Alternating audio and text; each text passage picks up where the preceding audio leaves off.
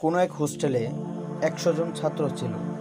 তাদের টিফিনে প্রতিদিন সিঙ্গারা দেওয়া হতো, কিন্তু ১০০ জনের মধ্যে ৮০ জনই প্রতিদিন এই একই খাবার খেতে চাইতো না। তারা টিফিনে অন্য কিছু খাবারের জন্য হোস্টেল সুপারের কাছে আবেদন জানাল, কিন্তু বাকি ২০ জন প্রতিদিন সিঙ্গারাই খেতে চাইল।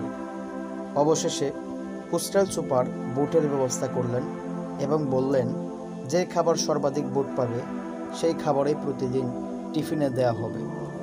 ভোটে দেখা গেল ওই ২০ জন ছাত্র প্রতিদিন সিঙ্গারার পক্ষে ভোট দিয়েছে। বাকি ৮০ জন ভোট দিয়েছে ঠিক এইভাবে: ডালপুরি ১৮ জন, পরোটা ও সবজি ১৬ জন, রুটি ও ছোলার ভোট ১৩ জন, মাখন পাউরুটি ১১ জন, নুডলস ১০ জন, ভেজিটেবল রোল ৭ জন, এগ টোস্ট ৫ জন। ফলাফল, সেই সিঙ্গারা সর্বাধিক ভোট পাওয়ায় টিফিনে প্রতিদিন সিঙ্গারা দেওয়াই চলতে লাগলো। মোরাল অফ দ্য স্টোরি হলো, যতদিন ৮০% মানুষ নিজেদের স্বার্থপরতা নিয়ে দ্বিধা বিভক্তি থাকবে, ততদিন ২০% মানুষই তাদের শাসন করবে।